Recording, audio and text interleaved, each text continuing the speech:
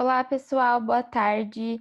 O nosso webinar, ele vai ser apresentado por duas pessoas e é um webinar em parceria com a AWS. Nós vamos falar sobre governança de dados genômicos. Quem vai falar com a gente hoje é o Francisco. Ele é graduado em Ciência da Computação pelo Centro Universitário de João Pessoa, possui especialização em Ciência de Dados para a Saúde pelo Instituto de Ensino Albert Einstein, é mestre em Bioinformática pela USP e já atua em diversas instituições como analista de sistemas, cientista de dados e bioinformata. E atualmente ele é líder de dados e análises no VarStation, né, que faz parte também do Hospital Albert Einstein. E também gostaria de apresentar o Ronaldo Oliveira. Ele é engenheiro mecânico formado pela Universidade Estadual Paulista, Unesp, possui MBA e mestrado pela FGV São Paulo, em administração de projetos pela FIA USP e desenvolvimento de produtos pelo MIT. Ele atuou como gerente de desenvolvimento de produtos e canais em empresas como IBM, Serasa, Bimatech, CPM e atualmente é gerente de canais da Amazon Web Services. E ele é responsável pelos parceiros de educação e saúde. Muito obrigada pela presença de todos. Pode começar, Francisco. Bom, então eu vou falar dessa primeira parte, né, onde eu vou cobrir um pouco sobre governança de dados, importância e como funciona, o contexto atual dos dados genômicos, alguns desafios para a governança de dados genômicos, como o VarStation pode ajudar nessa governança e como a AWS suporta o VarStation nessa solução, né? Eu não vou ler aqui que a Raquel já fez a nossa introdução. Bom, governança de dados, né? Qual que é a importância e como funciona? Vocês já devem estar cansados de ver essa capa dessa revista aqui, né? Já virou um clichê, né? De que dados é hoje talvez o asset mais importante para muitas empresas, né? Principalmente para tomada de decisões, enfim, de uma forma mais geral. Mas como que é a cadeia de evolução, né, do dado? Então, esse gráfico traz um pouquinho do dado ao potencial de ação, né? Então, você tem aqui no início o dado, que é onde você trata do quando, o que, quem, o que, quanto, né?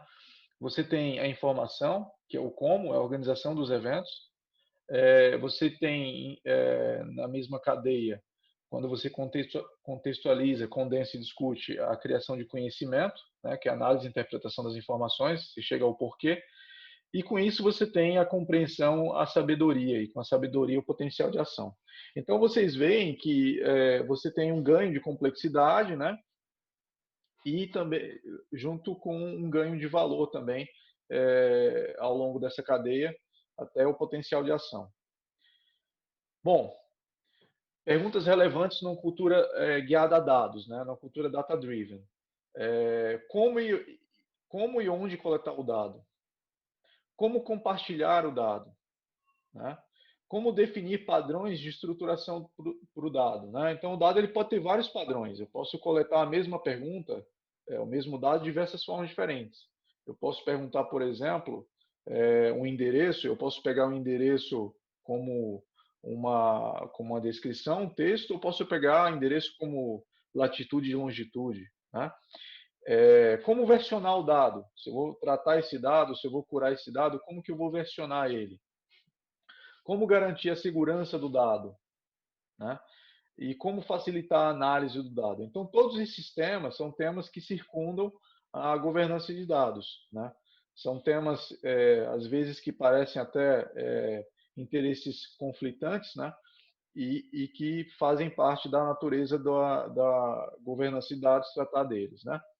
Bom, como definição, eu não vou ler aqui essa definição, mas o time de governança de dados tem um importante papel de lidar com diferentes realidades, estimulando o consenso e organizando demandas relativas aos dados.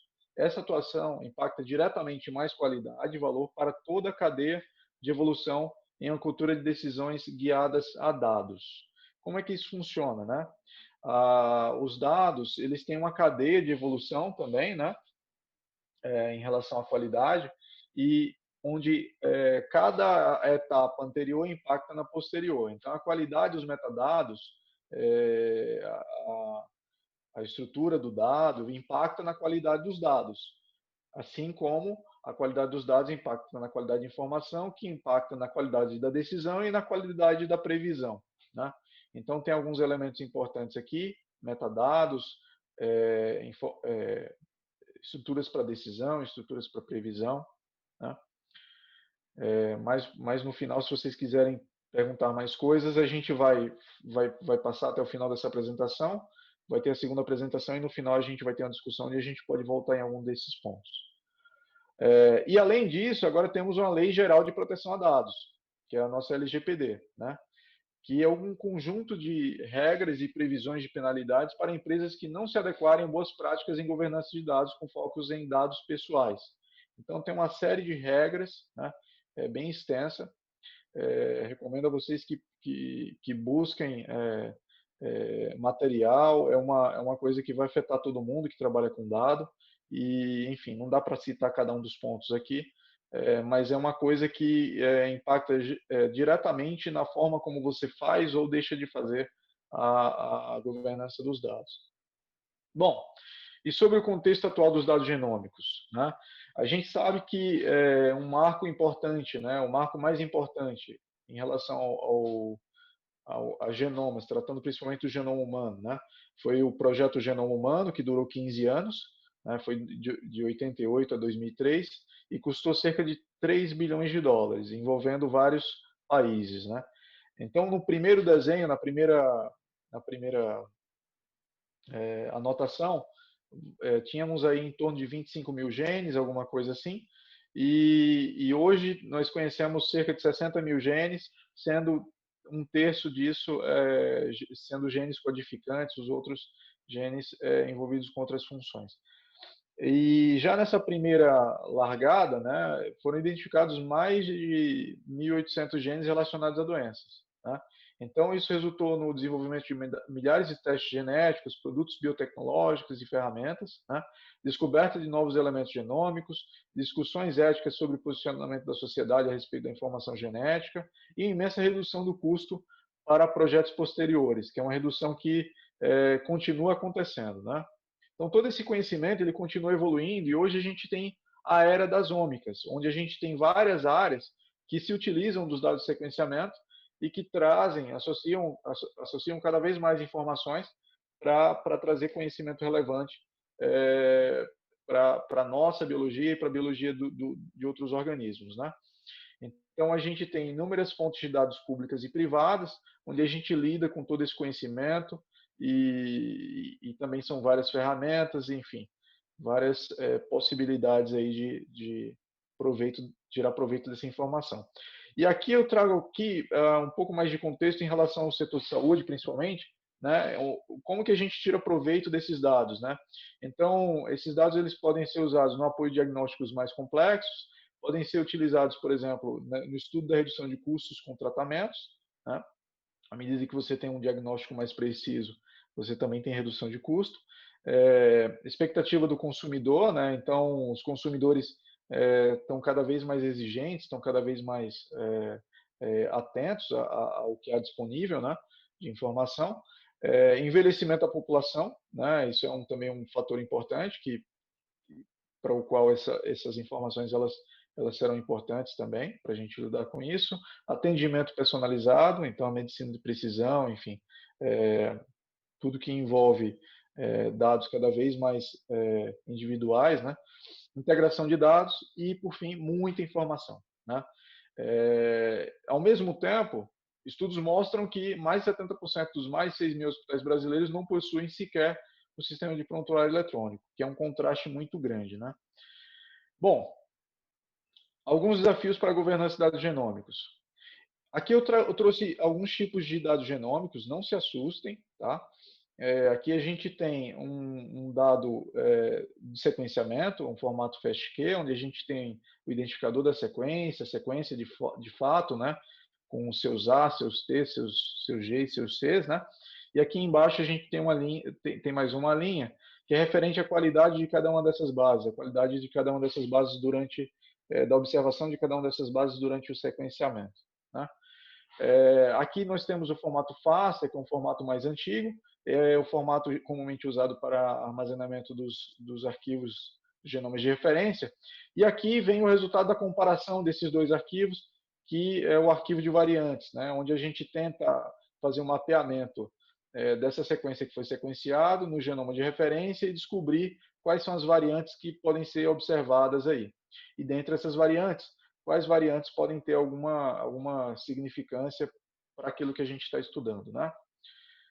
Bom, então, falando um pouco mais sobre o arquivo de variantes, em geral, nós temos cerca de 80 mil polimorfismos reportados, em média, né? Dependendo da amostra, dependendo do kit que foi utilizado, se é exoma, se é painel, se é genoma. E no caso de genoma, a gente pode chegar, a gente tem visto em algumas análises que a gente fez, facilmente até 6 milhões de variantes, tá? Envolvendo variantes SNPs, indels e variantes estruturais. Bom, e também temos à disposição vários bancos de dados para associação e interpretação da importância clínica de cada variante. Então, tratando do contexto clínico, também temos a necessidade de juntar esses dados para ajudar nesse filtro, né? Então, a associação da informação é muito importante também nessa etapa. Aqui é um pouquinho de como que funciona o arquivo, né? Então, como que ele anota. Então, na posição 3 aqui eu tenho uma troca, tenho a referência um C, eu tenho a alteração, a base alterada aqui é um T, e aí eu anoto que isso aqui é um polimorfismo de um único nucleotídeo, né? Um SNP. E aqui mais um pouquinho de como que funciona, né? Eu não vou explicar em muitos detalhes porque não dá tempo, mas no final a gente pode falar mais um pouco, se vocês sentirem curiosidade. Bom, então, qual que são os desafios, né, para o pesquisador? Como identificar nesse mar de informações qual gota realmente nos interessa, né? É muito dado, é muita informação, né? E para o time de governança de dados, como fazer gestão de dados e análises com múltiplas ferramentas, formatos e fontes de dados, garantindo disponibilidade, segurança no acesso, controle de edição e versionamento, né? Em outras palavras, como garantir a facilidade e felicidade, né? E comodidade ao trabalho do pesquisador, garantindo as melhores práticas para a gestão de dados, né? Como conciliar visões tão importantes e diferentes. Então, eu vou trazer aqui o ValiStation como uma ferramenta que facilita, uma ferramenta para facilitação da análise e governança dos dados genômicos. Então, o ValiStation ele surgiu como um produto, né, um projeto dentro do Hospital Albert Einstein, da área de inovação, junto com a área de genética, do Laboratório de Genética Clínica, e resultou numa ferramenta que hoje traz o conceito de democratizar o conhecimento sobre genética, né? Então, ele traz conceitos de medicina de precisão, dentro de uma arquitetura em nuvem, né, uma arquitetura moderna, e com isso pretende trazer mais facilidade para os pesquisadores da área, então até mesmo para aqueles que não têm familiaridade com análise, com tratamento de dados, né? Bom, como a Raquel já falou mais cedo, o ValiStation é uma solução baseada em nuvem, suporta análise principalmente do genoma humano, aliás, somente do genoma humano hoje, né? Provindos de dados de sequenciamento de nova geração. Então, a gente tem aumento na capacidade de realização de exames genéticos, diminuição do tempo de análise, padronização da análise e compliance com padrões de segurança e LGPD, como eu já comentei anteriormente. Então, só para explicar um pouco melhor o que é o papel do ValiStation, a gente tem num projeto de sequenciamento e diagnóstico com dados de sequenciamento de nova geração, duas etapas principais, que é a etapa que a gente chama de wet lab, ou laboratório molhado, né? Que é a parte de tratamento das amostras biológicas até o sequenciamento. E aí nós temos também, e em seguida nós temos a parte que é chamada de dry lab, laboratório seco, que é a análise e a exportação dos relatórios, enfim, a interpretação dos resultados. E essa parte essa segunda parte é a parte que o ValiStation se compromete a fazer, né? Bom, então qual que é o workflow, né, do ValiStation? A gente tem o upload de diferentes tipos de arquivos, de várias plataformas, painéis, exomas, genomas.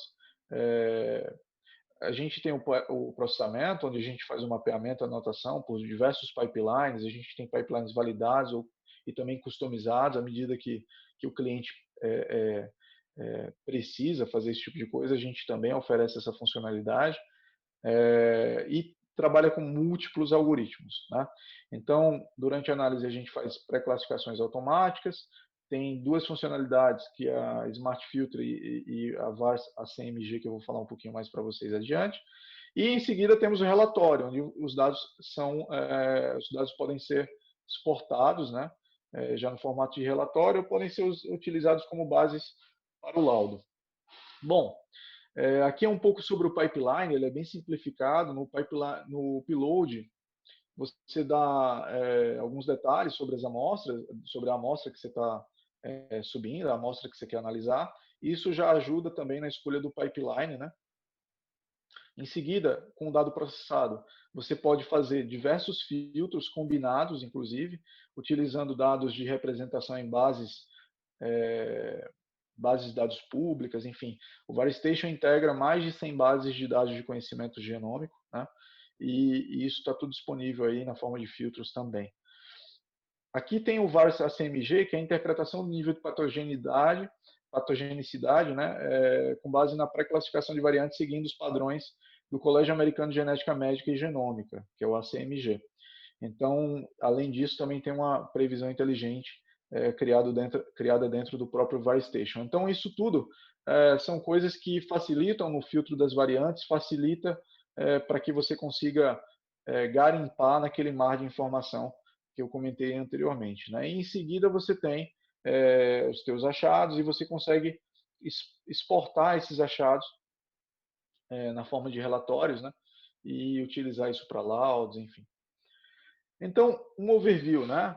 A gente tem um amplo portfólio de análises, tem a possibilidade de customização de diferentes protocolos, tem um ambiente validado, né? Com certificações, segurança, etc., né? Com pipelines certificados, painéis, filtros, etc., né? A gente tem métricas de controle de qualidade e desempenho.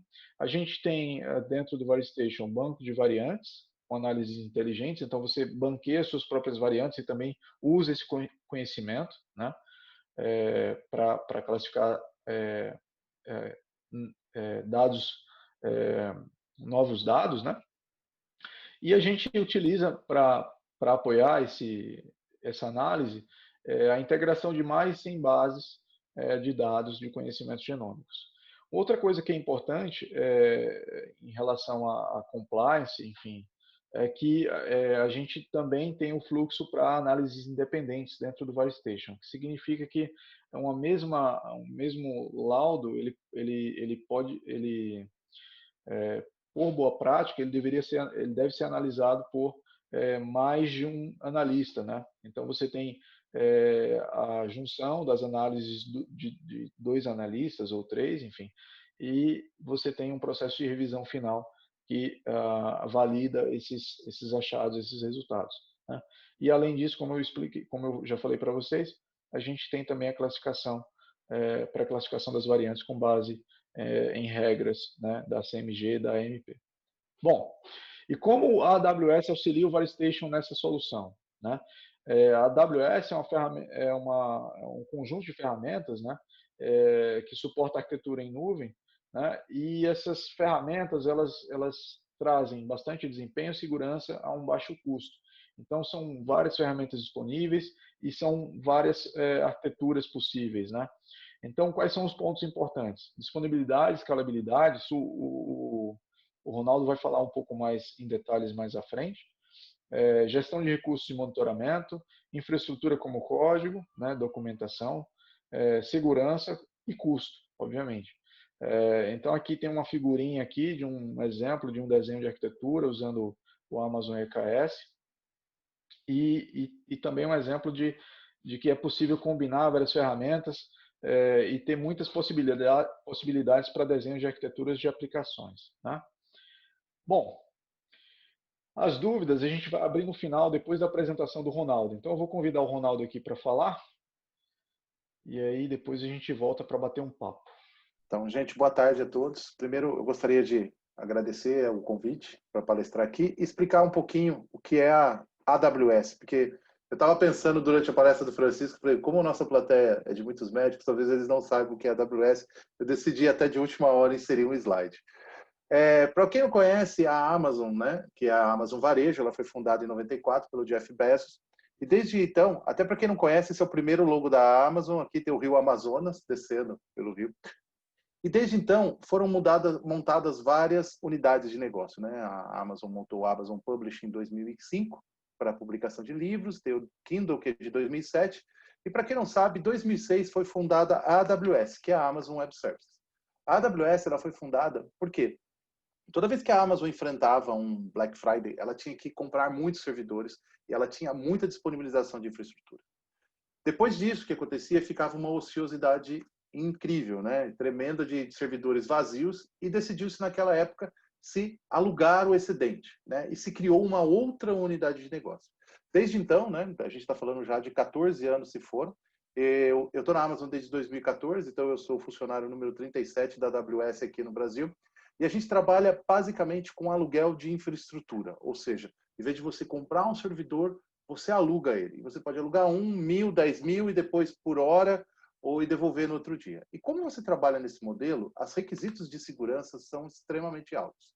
E por que segurança ela é uma coisa extremamente importante e ao mesmo tempo difícil de se fazer?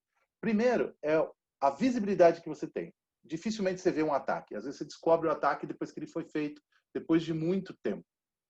E a outra é o baixo nível de automação. Porque se tem um ataque, ele tem que te alertar ou ele tem que devolver. E somente com nuvem, quando você pensa naquilo gigante, você imagina o número de ataques que a gente sofre. Quando você tem um PC ou um servidor, você já imagina, né, que alguma coisa vai acontecer e você só vai descobrir depois quando alguém falar para você, olha, você foi invadido ou você descobriu um empréstimo na sua conta. Então, automatizar o processo e dar visibilidade é o ponto crucial dentro de uma estratégia de uma melhor segurança de uma estrutura de TI. E aí a gente vai para um ponto que é o seguinte. Antigamente você falava o seguinte, bom, para eu montar uma estrutura extremamente segura, eu tenho que fazer com calma, né? Então eu não posso ser rápido. Eu tenho que montar ela, instalar antivírus, verificar as portas, fazer tudo. Então você ficava sempre naquele dilema. Eu entrego uma estrutura rápida, né? Eu preciso comprar o antivírus, eu preciso comprar as capas de segurança, ver os roteadores, portas abertas e tudo mais. Ou então eu faço uma coisa menos segura. Então, você sempre tinha esse dilema de fazer ou rápido ou ser mais seguro. E com nuvem, isso muda bastante. Por quê? Porque a partir do momento que você aluga uma infraestrutura, que você traz isso para dentro da sua empresa, você consegue, ao mesmo tempo, escalar e fazer isso com capas de maior segurança. E aí eu vou trazer 3 exemplos de que são clientes que já estão trabalhando com a gente há um certo tempo e que eles conseguiram fazer isso e dados extremamente sensíveis, tá, gente? Primeiro é a FINRA, que é a CVM dos Estados Unidos. Ela controla todos os dados de pessoas e transações de ações na Bolsa Americana. Ou seja, todo mundo que transaciona qualquer compra de ações são valores bilionários e financeiros. E também a parte de segurança, de auditoria, porque se alguém fez uma transação muito alta, tem a questão de realmente dados, pessoa que teve dados privilegiados e processar. Então, ela processa essa análise e devolve para os auditores que depois vão atrás das pessoas que fizeram alguma transação estranha. A ZocDoc é uma empresa americana focada particularmente no agendamento de consultas médicas. Então, ela dá o nível do médico, ela fala... tem até uma questão muito americana, né, de você ter um feedback de um médico dos pacientes sobre aquele médico, e as pessoas usam a plataforma para marcar a consulta e ir no lugar. Então, ela tem o celular e ela vê isso daí. Hoje, ele tem mais de 6 milhões de dados de pacientes e ele precisava do quê? De uma plataforma que tivesse IPA. Por quê? Para cumprir os requisitos médicos globais. Então, quando você aluga um data center, esse data center ele já carrega um monte de certificações. Então, você meio que herda isso, né? Você traz isso para dentro de você. No caso, o último exemplo é a Vodafone, que não precisa nem falar, é uma empresa global de telefonia celular, que tem dados de milhões de usuários lá. Então, quanto mais você trabalha com esses dados, mais você precisa de capas de criptografia, de gestão, alertas para invasão e tudo mais. Como eu disse, quando você traz alguma coisa para dentro de um vendor de cloud, no caso a AWS, você acaba herdando tudo que tem de certificações. Então, quando eu monto um data center e eu monto o que a gente chama de região, ela envolve um grupo de data centers, né? Hoje a AWS possui 24 regiões espalhadas por todo o mundo, sendo que uma delas está em São Paulo, né? Com 3 que a gente chama de zonas de disponibilidade, que são grupos de data centers, para que você possa distribuir seu workload e com isso permanecer seguro no caso de a queda de um, né? A gente tem um ditado do nosso CTO que é everything fails, tudo falha. Então não adianta você acreditar, porque por mais que você tenha comprado da Amazon, a gente nunca vai falhar. Pode ser que 0,1% vai falhar. Então você tem que criar uma arquitetura resiliente, como a gente chama, que ela suporte essa falha. E quando eu monto esses data centers com parceiros e construtoras, eu já busco e trago todas as certificações. Para quê? Para que os meus clientes que estejam com seus dados dentro dessas estruturas estejam compliance. Existe uma diferença entre você estar na nuvem e da nuvem, né? Eu vou explicar isso no fim, porque uma coisa é, eu tenho a segurança na nuvem, que envolve o que está dentro da sua aplicação, e a segurança da nuvem, que envolve o que está dentro do data center. As invasões por lá, então tem segurança. Então eu cumpro todas essas regras. Uma regra que eu acho importante, principalmente para a gente aqui, e que todos os dados da VeriStation já cumprem, é a RIPA. Porque como eles estão com a gente, a RIPA veio como ele herdou, ele ganhou isso daí dentro. Então, se vocês tiverem também um workload que vocês queiram que tenham todas essas certificações, você põe dentro da AWS.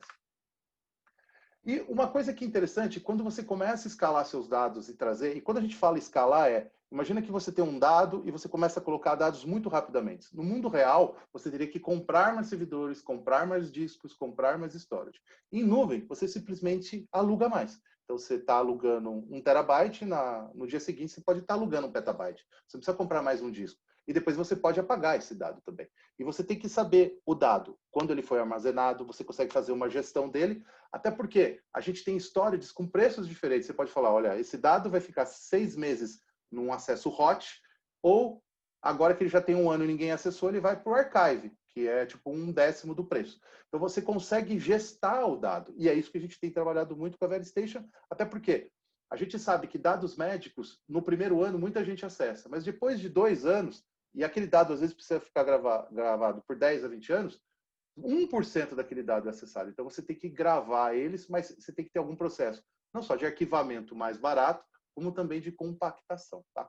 E uma das coisas que acontece é exatamente essa automação, de quando bater 20 anos, eu saber exatamente que aquele dado pode ser apagado. Existe aí uma discussão filosófica, até porque você vai ter que gravar esses dados, e cada vez os dados de genoma são muito pesados. Como é que você tem que compactar e gravar isso? É uma forma extremamente importante de você ter um provedor que faça isso. Tá? Outra coisa, cada vez mais você tem requisitos de residência. Por exemplo, eu comentei que a gente tem 24 regiões no mundo. Às vezes você pode falar, não, Ronaldo, eu quero que esse dado aqui, porque eu estou fazendo um projeto para uma empresa na Ásia, ele fique na Índia. Ou então eu quero que esse dado fique numa empresa dos Estados Unidos. Ou não, esse dado aqui é de uma empresa brasileira. Ele precisa ficar na região de São Paulo. Então você consegue entender, de acordo com a necessidade do seu cliente, aonde você vai colocar esse dado. Lembrando que cada um desses dados ele vai usar chaves criptográficas, que pode ser não só da AWS, ou a chave que você trouxe de mercado, porque você usa um outro provedor de chaves criptográficas, e cumprir a questão das regras de privacidade local. Eu vou falar da LGPD um pouquinho mais no fim, né?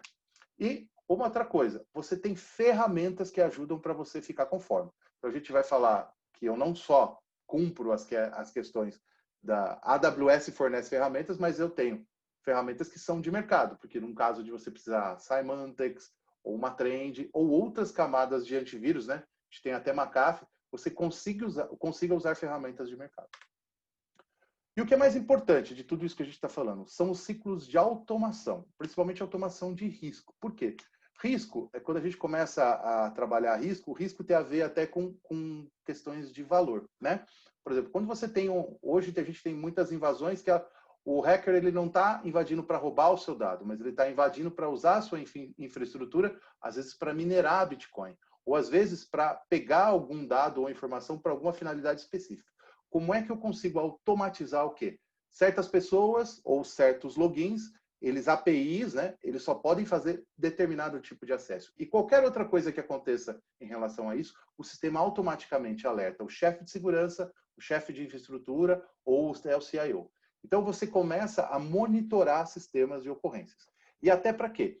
Para que você tome decisões de negócio baseadas no quê? Baseados em dados e escolhas. Vou dar um exemplo aqui. A gente teve uma situação há muito tempo atrás de um ataque de DDoS. Para quem não conhece, DDoS é um ataque que o hacker ele fica mandando acessos de IP para um site para que, numa estrutura física, o número de acessos fique tão grande que o servidor caia. No caso da AWS, como nós temos uma coisa que a gente chama de elasticidade, o número de servidores vai aumentando. Consequentemente, o custo dessa infraestrutura aumenta. Quando a gente detectou isso, e você tem hoje um suporte que detecta, a gente avisou o cliente. Olha, você está sofrendo um ataque e sua estrutura, não caiu o seu site, mas ele está esticando. O cliente ligou para a gente e falou assim, e o que acontece? Bom, você tem que tomar duas decisões. A decisão número 1 é deixar esticar até o ataque de DDoS chegar no seu limite, e aí nós matamos os IPs, ou a gente derruba sua infraestrutura para daí matarmos os IPs zumbi. Só que é importante lembrar, quando você derruba um site, isso pode virar uma notícia. Então, determinado tipo de negócio, você não quer que isso vire notícia. E a discussão filosófica com aquele cliente naquele momento foi, eu deixo o site ligado e pago um pouco mais, que na época a gente determinou um valor que chegava a $900, ou eu desligo e isso vira notícia na capa do primeiro jornal. O cliente, na época, determinou que ele ia aceitar aquilo lá. Hoje ninguém sabe, não posso falar o nome do cliente, mas é um case interessante de como a escalabilidade suporta em nível de segurança e o time da AWS faz com que você nem sinta que você está sendo atacado ou coisa do gênero. E isso está muito relacionado à questão da automação da infraestrutura. Tá? Lembrando que o importante é sempre manter esse monitoramento e os alertas contínuos da infraestrutura. E aqui, para falar um pouquinho, são muitas ferramentas. Então, eu vou citar 3 ou 4 aqui, né, para que vocês entendam o que é. Por exemplo, eu tenho uma ferramenta aqui que ela se chama AWS Cloud Trail. O que é o Cloud Trail? Eu deixo todas as trilhas de auditoria, de quem fez o quê, quem ligou uma máquina, quem desligou, quem ligou. Para quê? Para que se num dia eu tiver uma invasão, ou tiver uma brecha, ou um dado foi roubado, eu vou saber qual login foi clonado e qual dado que ele roubou e que dia, que hora e que segundo. Então eu consigo fazer auditoria plena de tudo que acontece dentro do sistema. Aqui eu tenho o Amazon Cognito. O que é o Amazon Cognito? Ele foi criado exatamente para logins de mobile. Então se você tem uma gestão de logins com Facebook, né, quando você vai se logar no site, essa ferramenta ela ajuda os usuários que estão fora da sua infraestrutura a se logar na sua página, a ter acesso aos seus dados usando outros terceiros e também monitorando esse usuário aí, tá? E um outro que eu gosto muito, que é esse aqui que é o principal, né? É o IAM, e da Identity Access Manager, é o que gesta todos os usuários. Que você cria grupos de acesso, abre portas, políticas de acesso. Por exemplo, como a Amazon tem 24 regiões em todos os lugares do mundo, e você tem um time de desenvolvimento, você fala, o meu time de desenvolvimento só vai poder criar máquinas na região São Paulo, ou então na região Virgínia, que é uma região um pouco mais barata. Por quê? Porque ele está numa fase de desenvolvimento. Então você não vai deixar ele criar em nenhuma região do mundo para não ter uma surpresa que tem uma máquina na região Japão ou uma máquina na região Europa, né? Você meio que corta o acesso de algumas coisas e cria classes. Então isso é muito interessante também. Né? E como eu tinha falado, hoje a gente tem um ecossistema de parceiros com soluções de segurança, que pode ser desde seguranças de rede, como uma Barracuda, uma Fortinet, até aplicativos comuns de mercado para login e monitoramento, como uma CAF, né? Então, assim, todo mundo conhece. A Gemalto, para logins que a gente chama de multifator, né? Que você tem 2 acessos e um numérico. Então, você tem um mundo de ferramentas que são incorporadas e que podem ser colocadas à disposição de vocês.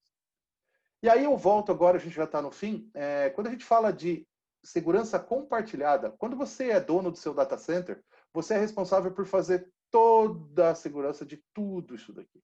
A AWS hoje, a gente trabalha dentro desse modelo, que são as regiões, a infraestrutura, o edge, os servidores e as bases de dados. Então, para o usuário final, ele tem que trabalhar o dado do cliente, com Customer Data, as aplicações, os sistemas operacionais e tudo mais.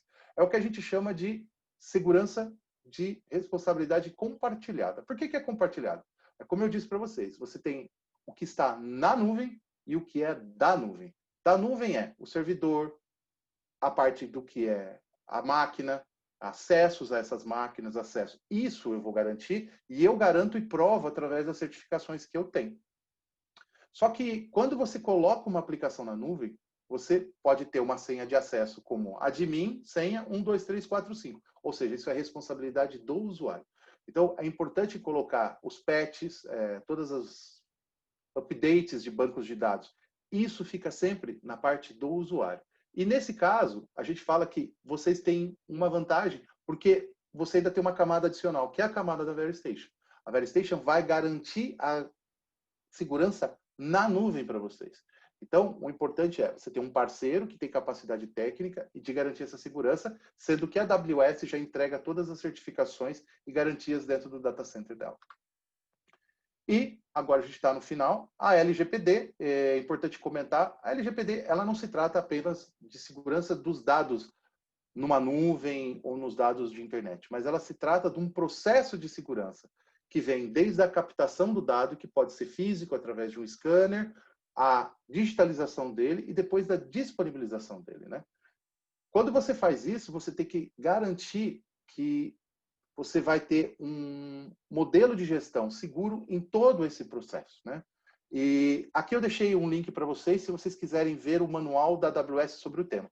Porque como eu sou um provedor de cloud, o que eu forneço são ferramentas.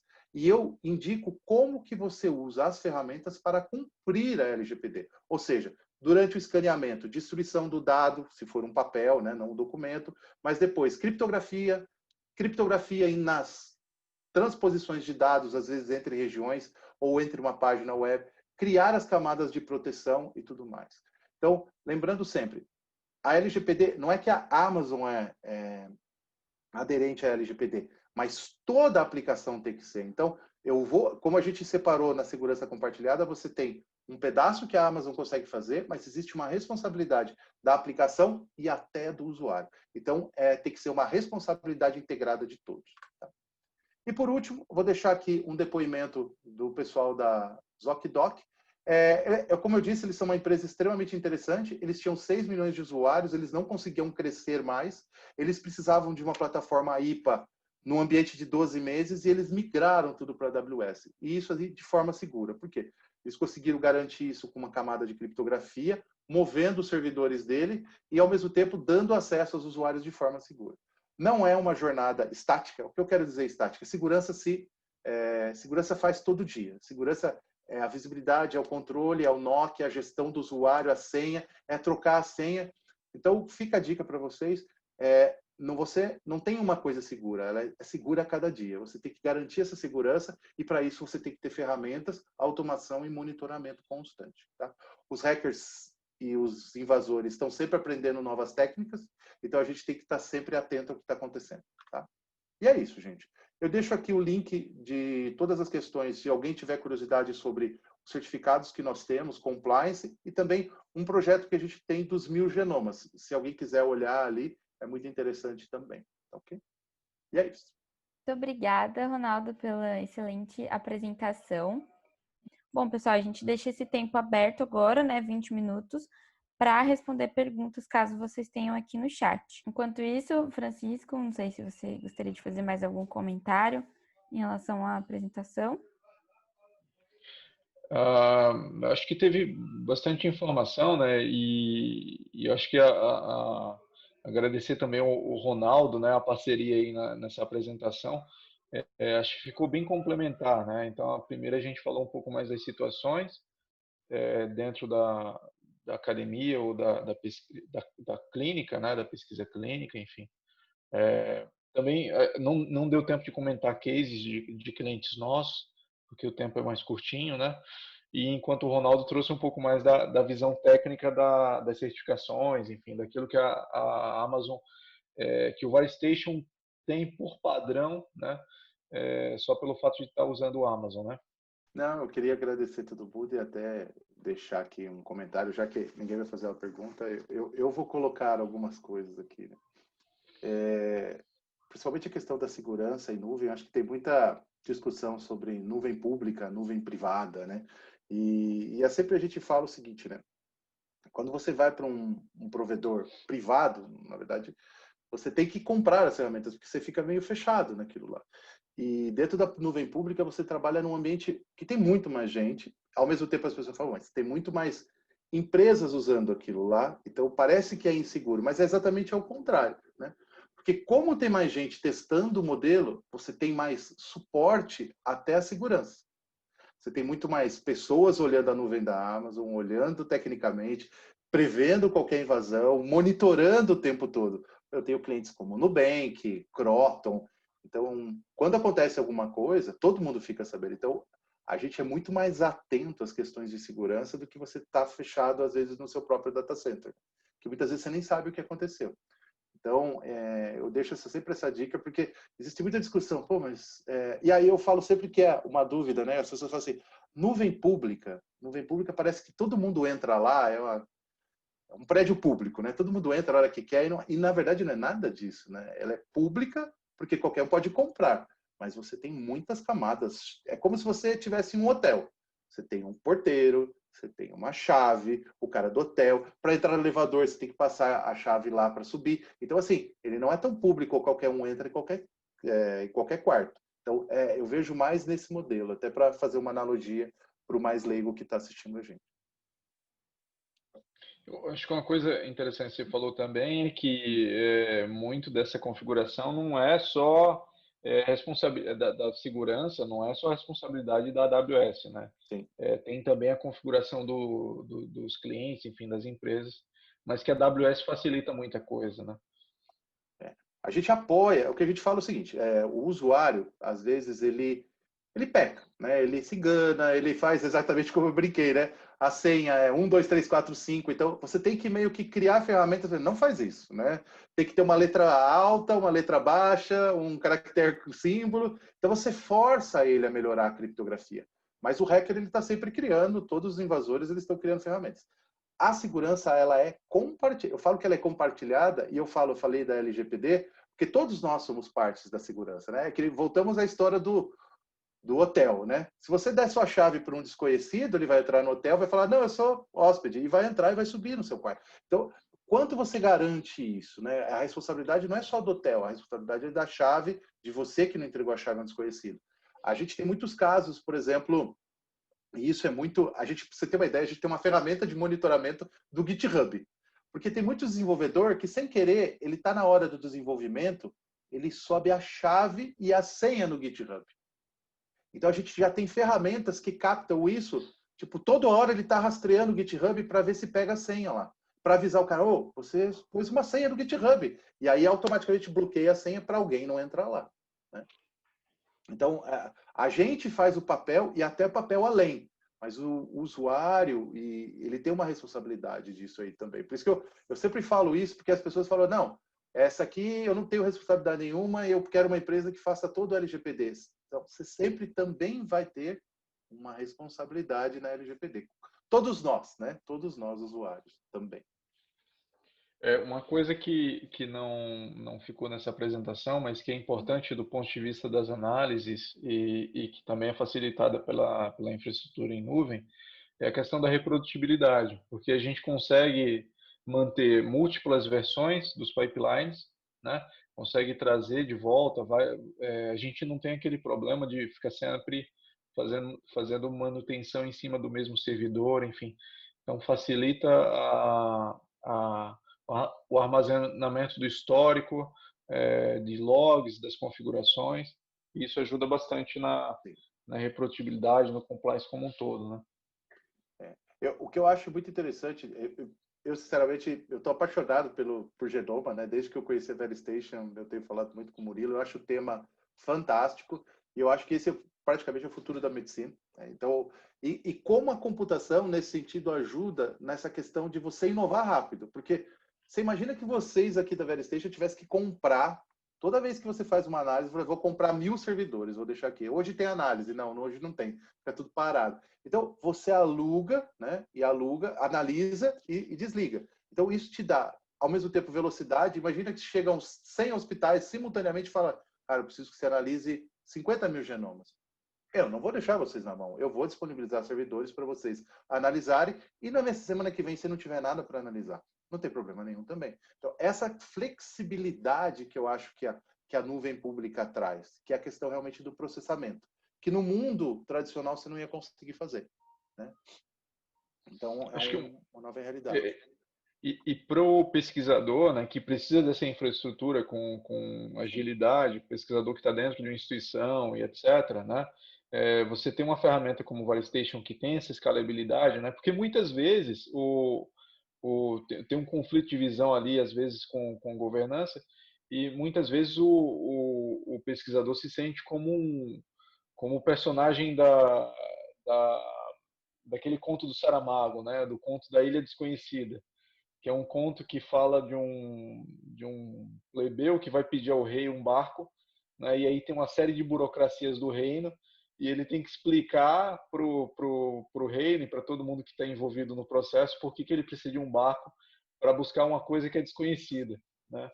Então, adorei a analogia, adorei, porque nuvem é muito isso, porque antigamente o cara do TI chegava para ele e falava assim, eu precisava fazer uma pesquisa. O que você precisa? Ah, eu preciso de um servidor de 64 cores. Você tá louco?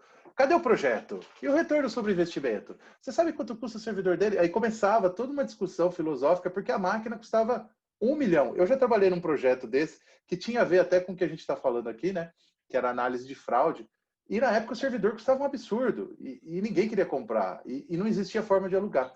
Hoje você consegue alugar a máquina, eu vou falar, não sei se os leigos conhecem, mas uma máquina de 128 cores e 1 tera de memória, que é uma máquina que nem nos meus sonhos eu conseguiria ter acesso, eu alugo ela. Às vezes posso fazer um teste por 4 horas, 2 horas. Por quê? Porque eu quero testar. Aliás, fica uma dica aqui, né? Esqueçam máquinas grandes. O mundo não é mais de máquina de 128 cores e 1 tera. Isso para rodar SAP. Quando você processa que nem genoma, o importante é você ter muita máquina pequena. Por quê? Porque você expande, é meio fractal, né?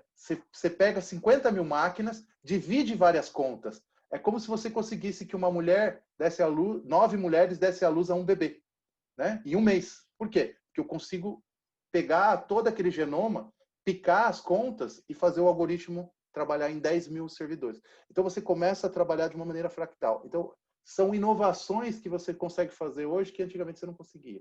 E aí o que eu fico de dica para também quem está assistindo é, se você está testando alguma coisa, experimente mais. Alugue, teste, com segurança, é claro. E que, apesar de parecer uma loucura, né? 9 mulheres darem luz a um bebê, pensando em arquitetura como código, tudo como código, né? A coisa fica organizada, fica né, com segurança, com governança, né? O Gustavo, ele fez uma pergunta aqui pelo chat. Ele perguntou como manter bancos suficientemente consistentes sobre a iminência de uma eventual revogação por parte do usuário na integração de seu dado genético a uma determinada base de dados. É sua, Francisco. Olha, foi fogo amigo, foi o Gustavo. Bom, a gente ainda não está lidando com esse tipo de problema, ainda não lidamos com esse tipo de problema, mas no ValiStation a gente tem a visão de que o dado pertence ao cliente desde sempre foi assim, mesmo antes da LGPD, né? E hoje os clientes eles solicitam os dados em qualquer etapa da análise, né? A gente é bem aberto, a gente é bem avesso ao conceito de caixa preta, né? E ainda não aconteceu, mas nós não temos problemas em relação a isso. Acho que a gente tem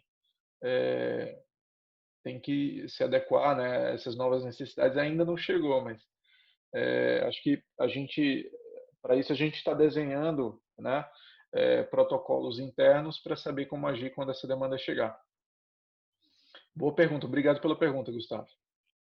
Eu tenho uma curiosidade. Porque curiosidade minha, tá? O dado genômico, quando você tem, por exemplo, o dado médico de exame, você tem que guardar ele por 20 anos, né? E 20 anos para, sei lá, um exame de sangue, tudo bem, porque deve ocupar, o quê? 300 KB, né? Quando você vai para um exame genômico, você vai para 70 GB e 3 GB, que é o ROL, né? E o resultado. O custo de arquivamento disso por 20 anos, ele se torna uma coisa muito cara, né? Como é que vocês veem isso? Vocês acham que isso tem que ser cobrado do usuário ou ele acaba integrando o custo na hora do exame? Ou você acha que, por exemplo, o cara pode falar, eu não quero, pode apagar meus dados, eu não quero pagar isso? Eu queria entender. A gente começou a trabalhar com genomas agora, né? Então, os dados anteriores, eles não tinham esse volume todo que a gente está trabalhando agora. A gente está trabalhando com alguns inputs que já superaram 170 gigas no input, né? De uma única amostra. E hoje a gente usa o Glacier, que é um armazenamento de custo, como você bem sabe, é um custo bem mais barato, né? Então hoje a gente está armazenando isso e está embutindo no próprio custo da análise em si, né? Mas a gente tem trabalhado com modelos de precificação, né, com ciclo de vida do dado, para diferentes perfis de clientes, tá? A gente está exatamente agora discutindo isso, porque realmente tem um custo. Hoje a gente absorve esse custo no processamento e sempre fizemos isso porque o custo não é tão alto, né, para armazenamento desses dados na AWS nesse sistema, né? Mas é uma coisa que a gente está discutindo agora com a entrada dos genomas, que é outro volume, né? A lei exigiria 20 anos também? Até uma curiosidade, eu não conheço mesmo. Olha, não sei. Hoje a gente pensa, a gente não tem prazo de validade, né? Hoje a gente não estipula isso, né? Mas o dado genômico, ele pode ser compactado, né? Tem outras formas que a gente está estudando aí também em relação à compactação, né? Que aí ele muda bastante também de dimensão, né? Então a gente tem um dado que a gente usa durante o processamento e que ele pode ser compactado e guardado e ele não necessariamente precisa ser acessado com frequência, mesmo o laudo final, o resultado, ele está disponível direto na base de dados, né, a quente, né, que a gente chama. E aí eu vou fazer uma pergunta de ficção científica agora, para fechar. Então, se eu conseguir copiar o dado de uma pessoa, eu consigo clonar ela? Essa é a pergunta. Imagina, eu copiei o dado do Francisco e clono ele. Olha, é uma boa pergunta essa, viu? É uma boa reflexão isso aí. Eu não sei, hoje a gente tem sequenciado o dado a uma profundidade bem alta, né? Mas uma pessoa respondeu, teoricamente sim, conseguiria clonar uma pessoa. Mas a informação que a gente trata em relação a genomas é somente a informação genética, né? A gente sabe que tem várias outras camadas de informação, tem a epigenética, tem marcadores, que é informação que a gente não trata nesse nível, né? Então, eu acho que ficaria uma cópia meio incompleta. Entendi. Eu acho que falta, ainda com tudo isso, ainda falta informação. Entendi. Muito bom. Comentaram aqui, você não copia a pessoa, seria apenas um irmão gêmeo. Faz sentido. Pô, na verdade, seria um clone, né? Tinha novela, né? Era o clone. É verdade. Bom, nós chegamos já ao final, né, dessa apresentação. Mais uma vez, eu gostaria de agradecer a presença do Ronaldo, por ter aceitado o convite aqui, por estar participando do nosso webinar. Gostaria de agradecer também ao Francisco pela disponibilidade dele e a todos também que ficaram aqui com a gente até o final. E é isso, pessoal. Obrigada. Tchau. Obrigado, Ronaldo. Obrigado, pessoal. Tchau, Francisco. Obrigado, gente. Boa tarde a todos. Até mais.